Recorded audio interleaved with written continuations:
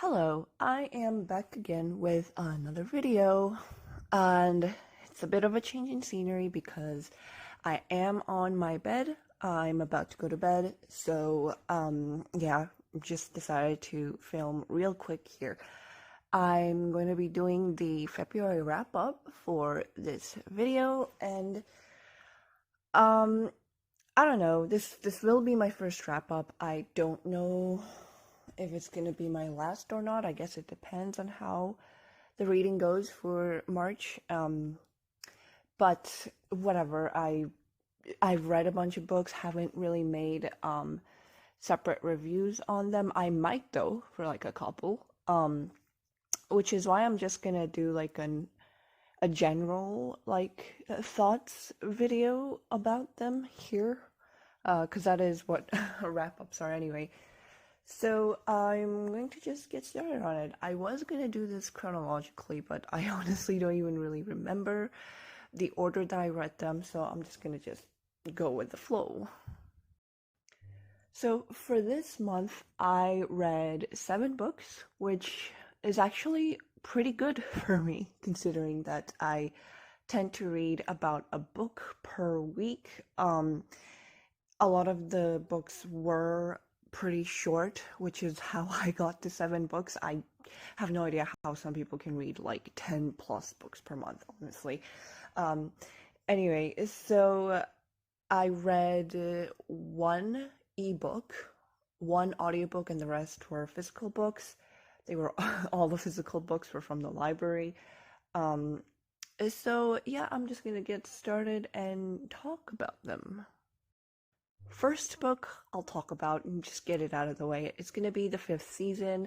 I already have a review up for it, so I won't really say much. All I'll say is that I really enjoyed it. I loved the characters. I loved exploring the world. I loved the very scientific way that N.K. Jemisin utilized the magic system. It was very intriguing. It's a very interesting post-apocalyptic world. And I thought it was pretty brilliant, so not really gonna say much else about that. I have a whole review on it. Okay, ignore the random penguin that's in the frame. I'm gonna use it as a stand for the books. So, the second book, also, I'm sorry I don't have the first book of the Broken Earth trilogy because I did return it back to the library. But I do have the second book, The Obelisk Gate. Let me put it up. And put it in the frame. Come on. There you go. So, Obelisk Gate, which is the second book in the Broken Earth trilogy, it was just as fun, got plenty of answers from the mysteries that were in the first book. Got a lot more questions as well. Very intriguing though. It kept me intrigued completely, like throughout the entire thing. Loved the character dynamics. It was so much fun. And yeah, I don't really have much else to say. I don't want to like get too much into it, otherwise it's gonna be like really long video. So I'm just gonna say, if I had to give it a rating, I would have given it a 5-star. It would have been a lower 5-star than the first one, but it's still a 5-star. Still pretty great. Loved it. It was fun. The world building was just insane, and we got a little bit more of an insight into the magic system and all that. It's incredible. I really enjoyed it. And I'm looking forward to reading the next one, which I'm hopefully gonna finish soon, very soon. Okay, so changing scenery again. I am sorry about that, but recording on the bed, the camera kept moving whenever I shifted on the bed. I do not have like a solid platform that I could put my phone on to record, so I had to move, and this is the best position I can find. We're gonna have to deal with it. So I'm already holding it up. The next book that I'm going to be talking about is Killing Floor by Leigh. This book is a thriller. It introduces the very iconic Jack Reacher, and I have been meaning to get into this series for quite some time, and I finally got to it this year. And you know, I gave it a like, okay, I don't like rating books, first of all. I'll just put it out there. And I am trying to do like more ratings just so I can like get more of like a scale of my enjoyments of books in general so that I can, you know, organize my thoughts that way. And my rating system is still being developed, so this might change in the future, but for now I am going to give it a 3-star. And the reason for that is because overall I enjoyed it. I really loved the story, and it was very gripping, especially at the end with the climax. It was great. I loved how the mystery unfolded, and just it was just like really fast paced, and I loved it. It was like really fun to follow Jack Reacher on this case, in solving this case. So, but then, you know, it's here's the thing. The reason that I didn't give it like a higher rating is because I found the writing style to be a little bit lackluster.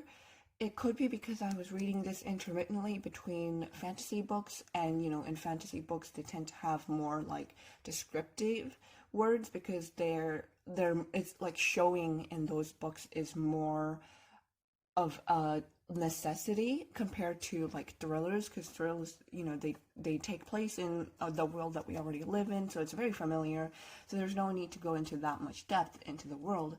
So maybe that's why, but the writing style, like, I wasn't a particularly big fan of it. It was still really fun though, very easy to get into, and I did overall enjoy it, so it wasn't all bad. I do intend on continuing on with the series. I just don't think this was a particularly strong book on its own, but I'm hoping that it will get better. Alright, so this next book, just gonna put that there to cover up my location, because I am a very private person and I would rather not say where I am. So hope that's not too distracting. This is The Ocean at the End of the Lane by Neil Gaiman. It's a very short read. It's I believe it's a novella, so very short read. This was very quick. I finished it in a day.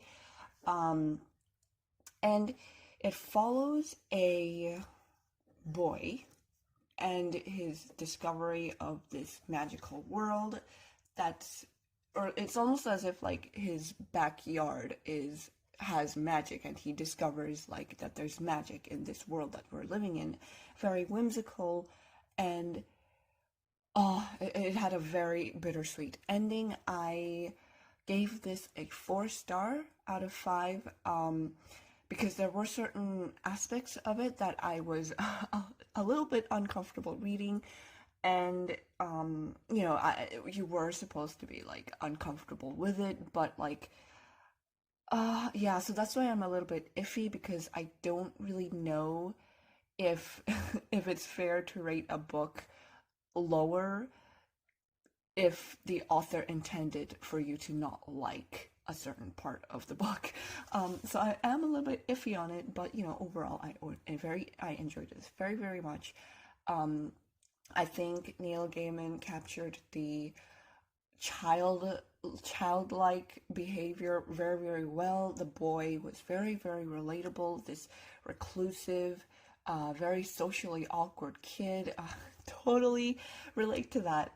So yeah, overall I really did enjoy this book. All of these books I enjoyed.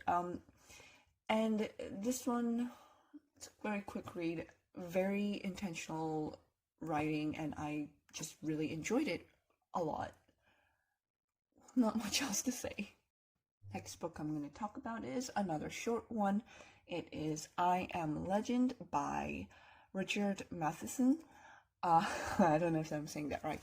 So this book, this book was very it was a surprise for me. I was very, very pleasantly surprised by this book. First of all, I didn't realize that I Am Legend was this short of a book, so that was a that was very good to, like, a very feel good thing to find out. I can't talk. I don't know what word I'm looking for. Anyway, so I was very happy to find that it was a very short book. I could read it in a day. I did read it in a day. And it follows Robert Neville, and he is literally the last man on Earth. And that's not a spoiler, it says that at the back. It's the whole premise of the book. And the world is infested by vampires, and they're all trying to, like, suck his blood or kill him or something. And so he's trying to survive. It's a very original take on vampires, and I have watched certain clips of the movie, and that's why I assumed going into this it was a zombie book. The premise is very, very similar to a zombie outbreak type of story, but Richard Matheson gave it a vampiric spin, and I actually don't even know. He made the zombie genre, like, kind of what it is. Okay, don't quote me on that, but it's a classic, and or a more classical book, because it was written quite a while ago. Yeah, 1954, so it was written a while back. It is science fiction horror, and I loved the, like, twist on both the vampire and zombie, and this book, it's such a refreshing take on vampires, and just the way, because when you think of vampires like Dracula, whatnot, you think of this, like, supernatural, like, powerful creature that, like, can do things that are superhuman, and, like, it's very, very focused on, like, the supernatural aspects. This goes into scientific aspects of vampires. It tries to explain vampires in a very scientific ways. It talks about why the weaknesses that they have are their weaknesses. Very, very interesting. I was very, very into the world building, into the scientific explanations, and it just, the way he makes it make sense. I don't know, it's fantastic. I loved it. Also really loved the survival aspect of Robert Neville, because he is the sole survivor, and so, there's that, like, up and down. It's a typical, like, survival type of story, and I find that I am pretty attracted to stories like that. I think that's why I really liked Island of the Blue Dolphins. Side note, that is a very nostalgic book for me. Anyway, so the book, very fun. I gave it a 5-star. It was very surprising. I was very pleasantly surprised. So I'll leave it at that. And I believe that was all of the physical books. So I am going to go ahead and talk about the last 2 books. I will start with the ebook. So I read Transformation by Sarah Elizabeth. This is the I believe it's a prequel. It's a prequel novella to the Ocean Academy series. I have not read Ocean Academy. I have no clue what it's about. So I'm just going to talk about this in context of just the prequel that I read. So the prequel, it follows this nymph called Finn, and so in this society, it's an underwater society. It takes place inside the ocean, and it's a hierarchical society where nymphs are at the top, and then, like, depending, like, as the humanity, as, like, the creatures look less human, they're at the bottom. So I believe it goes like nymph, mermaid, I don't know, like the octopus. I don't know what these creatures are called, I'm sorry. And then there's, like, the octopus, and then shark people. I'll put up the name so that, like, you'll know what I'm talking about. Anyway, so it follows Finn, who is basically in the aristocratic class in this society, and he is this like really popular guy, and all he cares about is being the most popular guy. He's very proud, he's very arrogant, he's very egotistical, and then it just follows him as he kind of falls from grace, because it's a typical story where, you know, it's one of those uh prideful, arrogant prince type of character being knocked down a couple of pegs by a large, humble pie, I guess, basically. So, you know, something bad happens to him, and then he has to learn to get over himself in order to actually appreciate what he had, and to realize that he has to be more grateful in life, or, you know, look for the little things, and, you know, stuff like that. Very, very common premise. I gave this book a 3-star. It's probably more of like a 2.5 if I'm being honest. Uh, it did take place underwater. The ocean setting actually did kind of save the book from a 2-star rating, because I love the ocean. I'm trash for it. So that did kind of save this book. But then, you know, it's a very, very, very basic premise. The plot was very incredibly predictable. It takes place in a very short amount of time, so the change that Finn takes, because I'm not going to get into any spoilers, but, you know, in these types of stories, the protagonist tends to go through a massive sort of transformation, hence the name, I guess.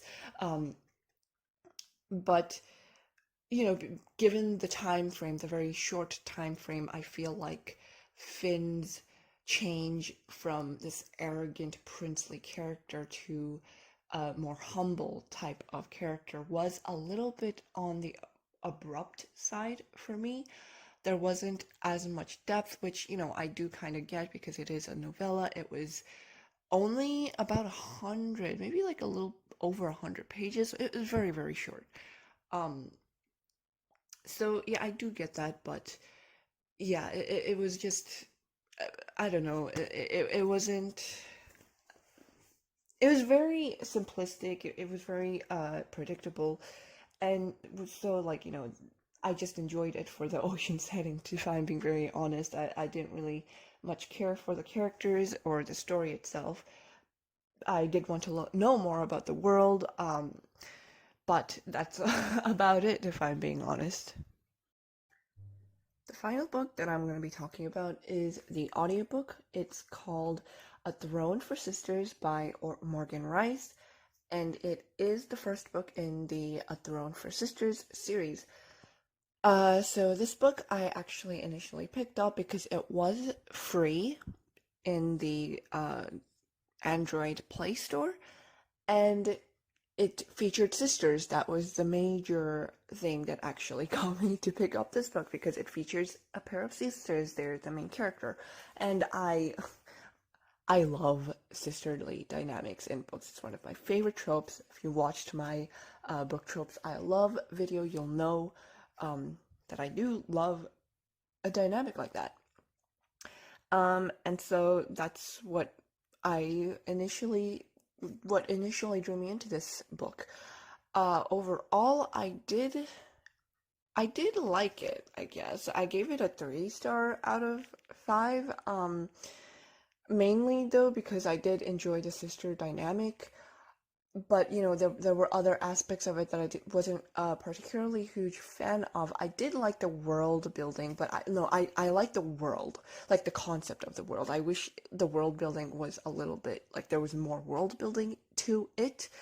I guess it's built upon in like the next books. I don't know if I'll continue on with the series, to be honest. Um, but yeah, I'm gonna like make a separate review for this, because there are certain things in that book that I want to talk about a little bit more. So I'm just not gonna really say much else here. I enjoyed it overall, but there were certain things that I really, really didn't like about it. And things that really, really annoyed me. So I'll just talk about those things in the review that's gonna come up. So yeah, I'll just end it there. And that was the February wrap-up. Don't have all the physical copies that I read here, but yeah, they're all library books, I know. So really enjoyed it. It was a pretty great reading month. No book actually particularly annoyed me, or I didn't like hate any of the books that I read, so that was really good. And yeah, I think I'll just leave it off there. Thanks for watching, and see you in the next one.